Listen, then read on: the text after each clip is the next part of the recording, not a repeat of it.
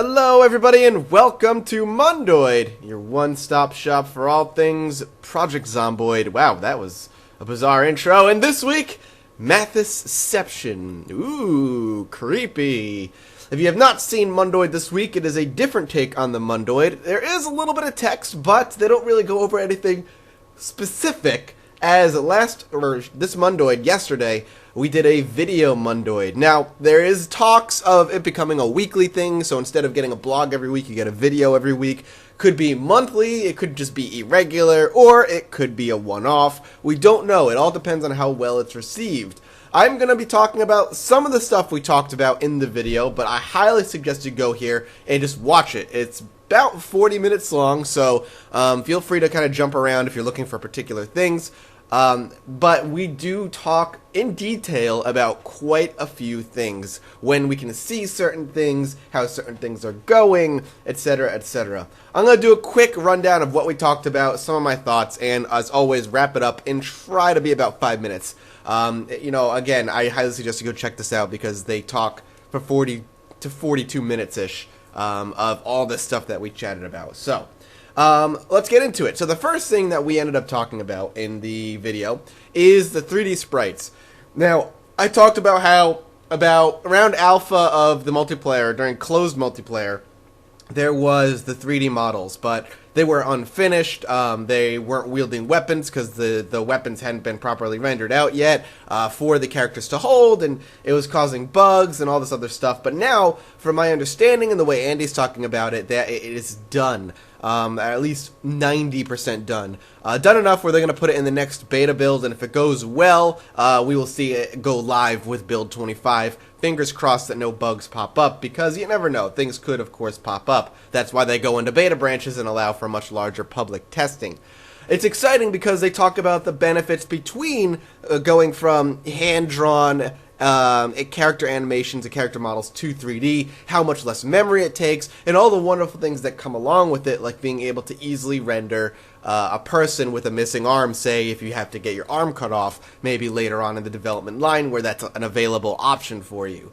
It just allows for a lot of easier things, and of course, much more rapid animation development, which they've been talking about ever since they mentioned the 3D modeling system, how that's going to be so much quicker. And now that it seems like the 3D models are mostly converted, I would incredibly urge you to listen to it. It's the first thing we talk about. We go on for probably 15 to 20 minutes about it, but there's so much cool stuff involved with the 3D modeling system that I'm really excited to see it fully implemented. I mean, I've seen it played with it before, and it was so smooth and it worked so well. I can't wait to play with it again. Next up, we talk about Steam trading cards, which is awesome. I'm not one to collect trading cards. Trading cards aren't really I'm not excited about them. I think I completed one set during the winter sale, and that was about it.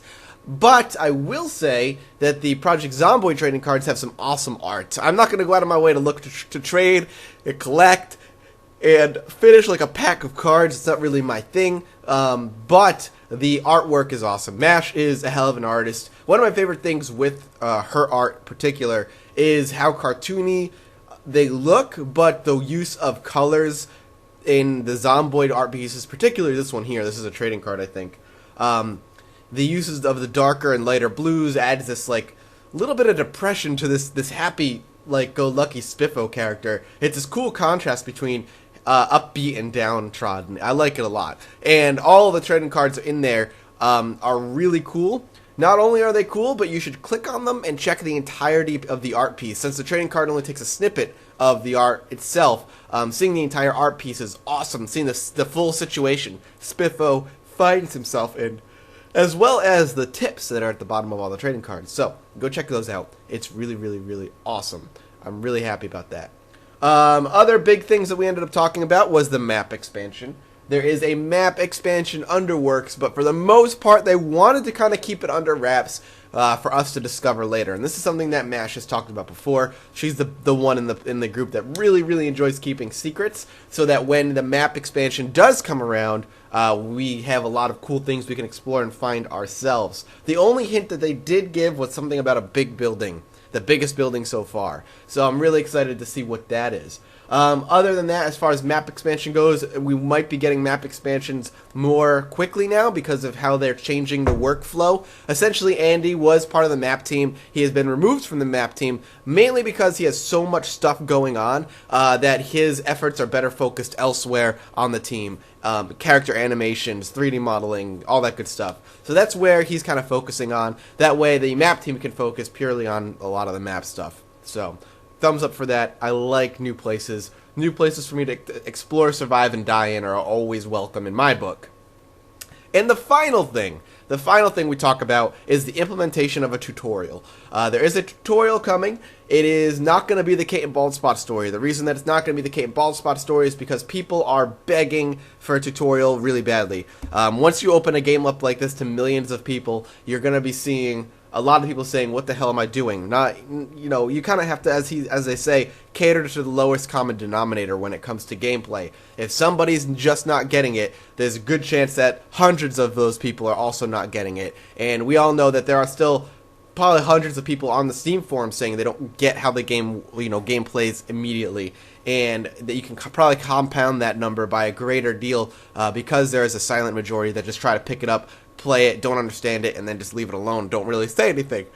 So they're creating a separate tutorial. It's completely separate. It's going to handhold you through the first steps of how the game plays, and it's going to be taken and removed from the Kate and Baldspot story. The good reason that they're doing that is because the Kate and Baldspot story is supposed to be dramatic and fun to play, and if the whole time during the Kate and Baldspot story you have pop-ups and stuff coming up and saying you should do this now and this is this, it pulls you out of the story, as they say. And I think that's actually a very good point. I never thought of that. That was something that I never really registered. I think that's good. I think that's smart. So having a separate tutorialized section is what I was trying to say there, will serve the game well, and I'm looking forward to seeing what they come up with.